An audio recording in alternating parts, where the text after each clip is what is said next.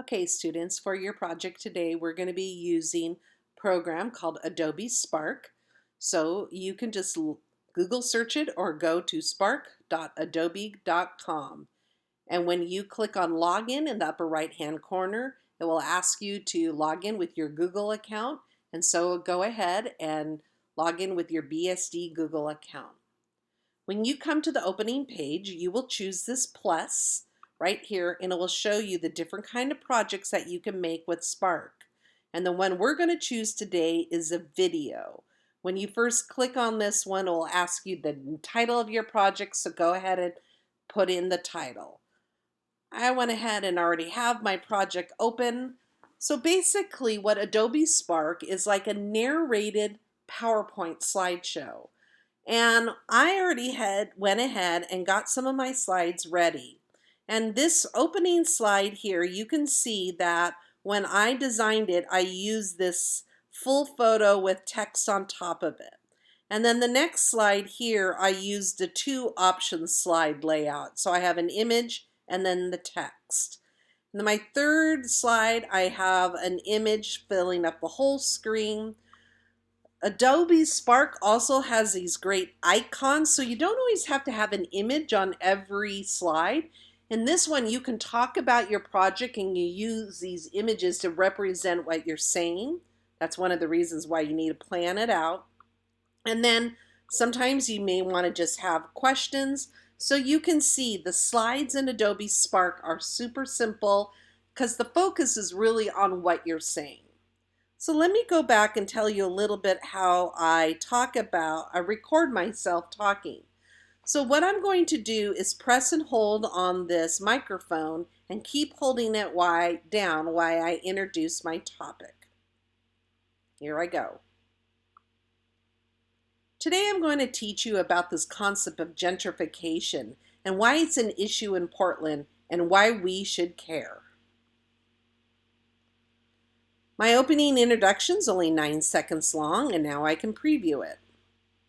Today I'm going to teach you about this concept of gentrification and why it's an issue in Portland and why we should care. If you don't like the sound of it, you can just press and hold and just re-record, and then it will automatically save it and you can preview it. Pretty easy. If you have a slideshow, now you go to your next one and then you can record on this one.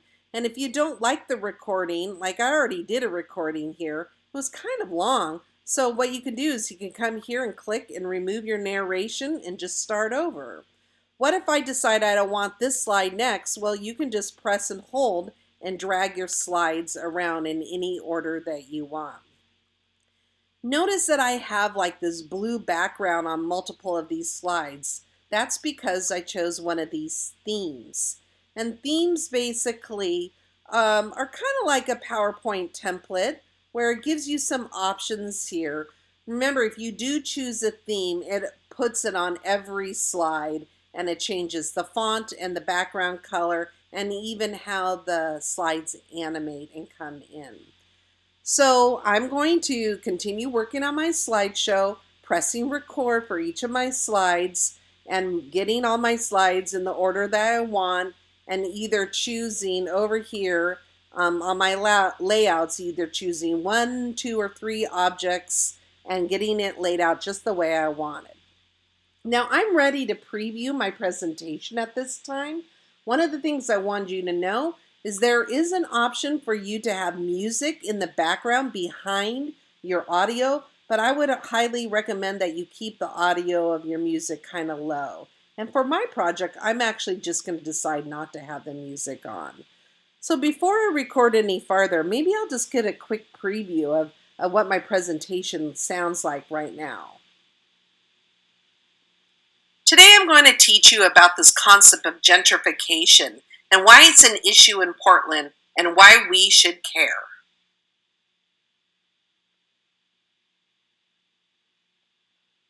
Well, I don't have my audio recording on those other slides, so that's why this is not sounding quite like I wanted. But you'll notice that the slide will stay up on the presentation as long as you continue talking.